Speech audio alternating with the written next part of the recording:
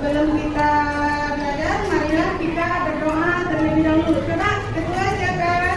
Siap, gerak. Berdoa mulai.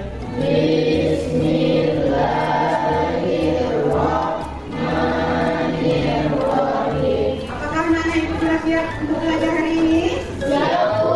Lihat kelas 81. Semangat belajar, tidak dua.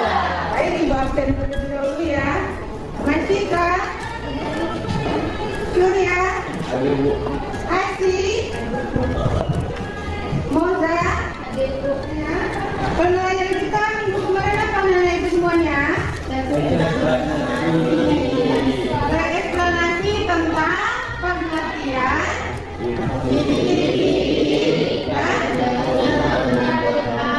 apa itu pengertiannya?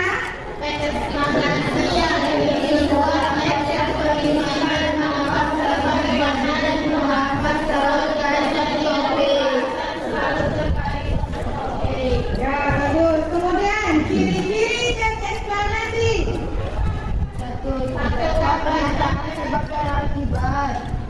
Dua, yang dimuat berupa fakta.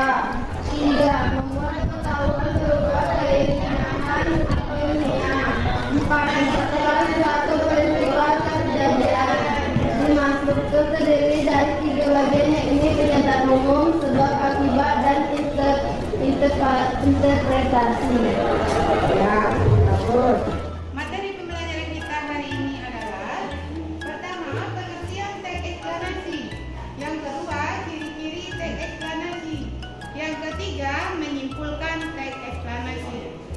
Adapun tujuan dari pembelajaran kita hari ini ada dua. Setelah mengikuti proses pembelajaran, peserta didik diharapkan satu, menentukan ide pokok tiap paragraf teks eksplanasi yang berupa proses terjadi suatu fenomena dari beragam sumber yang didengar dan dibaca dengan benar dan percaya diri.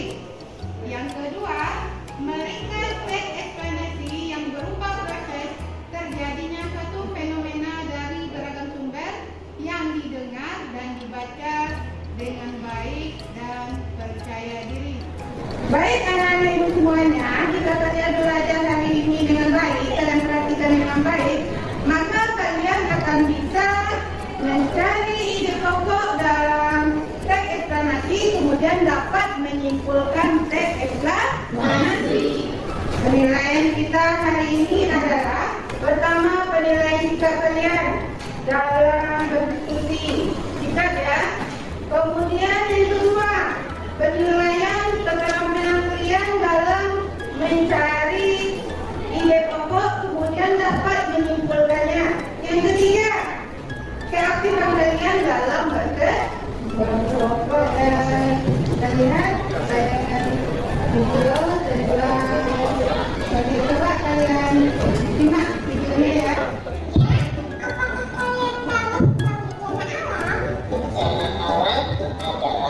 Sesuatu yang terjadi karena alam mengalami gejolak yang di luar kewajarannya, yang menimbulkan beberapa kerugian seperti bencana alam gunung meletus dan tanah longsor.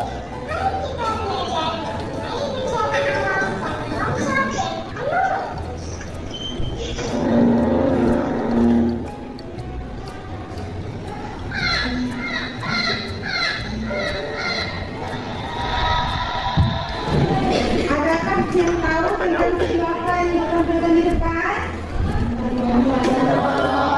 Tentang tanah longsor. Adakah yang pernah kalian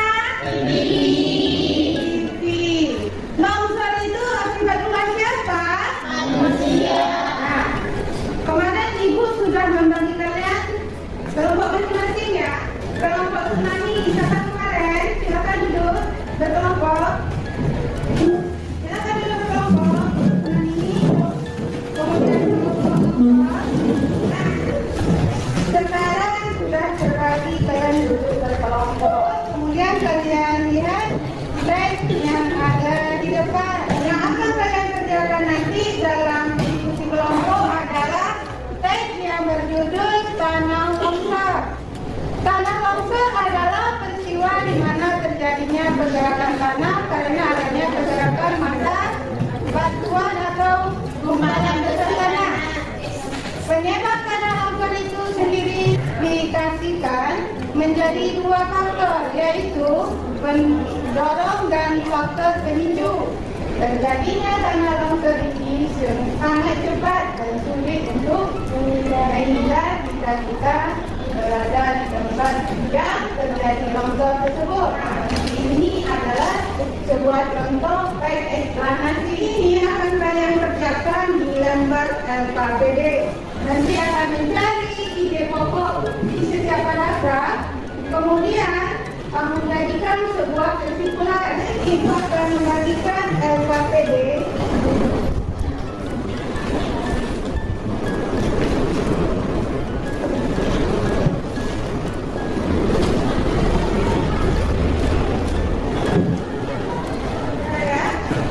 semuanya bekerja sama.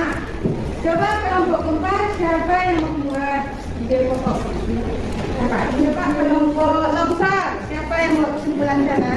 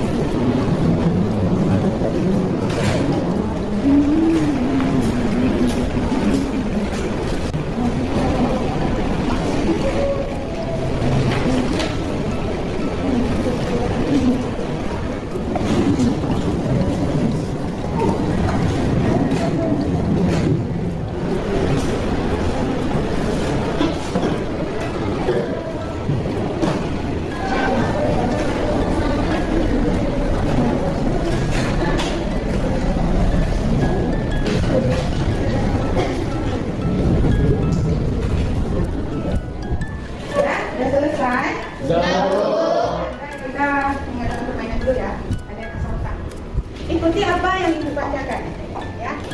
Kuda kambing. Kuda kambing. Kuda kambing. Kuda kambing. Kambing kuda. Kambing kuda. Berapa ekor kuda? Berapa ekor kuda? Berapa ekor kuda? Ya, bagus. Berarti kalian smart ya. Yerian kelas 81. Semangat saja, kita juara. Baik, anak-anak ibu semuanya. Ibu lihat diskusinya sudah siap ya. Oke. Coba kelompok longsor bacakan hasil diskusi ide pokok nomor 1. Tanah longsor adalah peristiwa terjadinya pergerakan tanah. Ya, bagaimana kelompok lain? Betul, dapat? Nah, kemudian ide pokok yang kedua, tsunami. Silakan. Saya perwakilan dari kelompok tsunami akan membacakan hasil diskusi kami. Ide pokok paragraf 2. Tanah longsor bukanlah sebuah fenomena alam baru. Ya, bagaimana kelompok lain? Sudah kan? Sudah ya. Kemudian ide pokok yang ketiga, kelompok gempa. Kelompok gempa. Menyebabkan tanah longsor adalah curah hujan yang cukup tinggi. Ya, bagus. Kemudian kelompok banjir. Ide pokok paragraf kelima, penanggulan tanah longsor dapat dilakukan dengan menanam pohon di tempat-tempat yang dan orang. Bagaimana kelompok lain? Coba.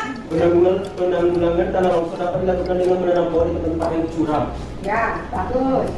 Oh ya, ide pokok di setiap paragraf.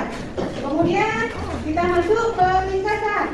Ringkasan teks dari tanah longsor adalah peristiwa terjadinya pergerakan tanah, penyebab karena adanya faktor pendorong dan faktor pemicu. Di Indonesia, tanah longsor bukanlah sebuah fenomena alam baru. Tanah longsor disebabkan oleh faktor alam dan faktor sosial. Faktor alam yang menyebabkan terjadinya tanah longsor adalah curah hujan yang cukup tinggi, selain disebabkan karena terjadinya gempa. Sedangkan faktor sosial adalah karena ulah manusia. Ya, bagus. Sudah siap dikerjakan semuanya? Sudah. Sudah ya? Sudah dibahas ke kelompok. Kemudian silakan dikumpul KPD-nya mewakili ke depan ya.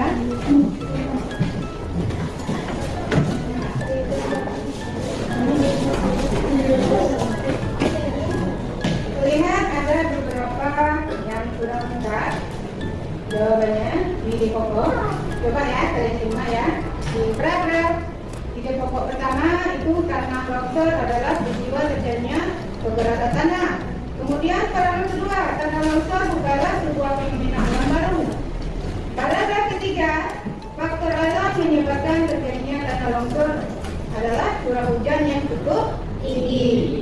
Kemudian paragraf keempat, sedangkan faktor sosial yang menyebabkan tanah longsor adalah karena ulah manusia. Kemudian paragraf kelima, penanggulangan tanah longsor dapat dilakukan dengan menanam pohon di tempat-tempat yang curam. Kemudian ibu lengkapi ya di kacakan teksnya. Ringkasan teks dari tanah longsor adalah peristiwa terjadi pergerakan tanah, penyebabnya karena adanya faktor pendorong dan faktor pemicu. Di Indonesia, tanah longsor bukanlah sebuah fenomena alam baru. Tanah longsor disebabkan oleh faktor alam dan faktor sosial. Faktor alam yang menyebabkan terjadinya tanah longsor adalah curah hujan yang cukup tinggi.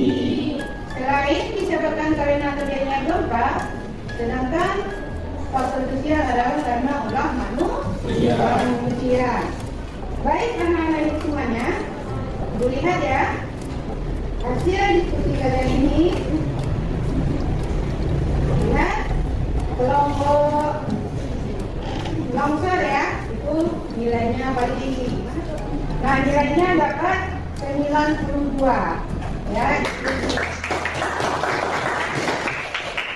Baik anak-anak itu semuanya, kesimpulan pelajaran kita hari ini adalah pertama, tentang ide pokok. Bagaimana cara mencari ide pokok? Satu, baca sumber paragraf dengan cermat. Yang kedua, mencari juga ahli-ahli. Yang ketiga, dalam suatu paragraf ide pokok biasanya dilakukan jawaban yang terdapat dan ambil paragraf. Ya. Terus lagi, tandai ide pokok yang paragraf. Info penting dalam tiap paragraf. Cara meringkas. Satu, membaca beberapa teks. Dua, mencari jalan utama. Yang ketiga, membuat beberapa teks. Yang keempat, merevisi. Ya, baik anak-anak semuanya, pembelajaran kita sudah berakhir ya untuk pembelajaran tentang ide pokok, kemudian cara eksplanasi. Untuk pembelajaran kita minggu depan ya, kita akan belajar tentang cara menulis teks eksplanasi. Pak Ketua, siapkan. Siap, gerak. Ucapkan salam. Assalamualaikum warahmatullahi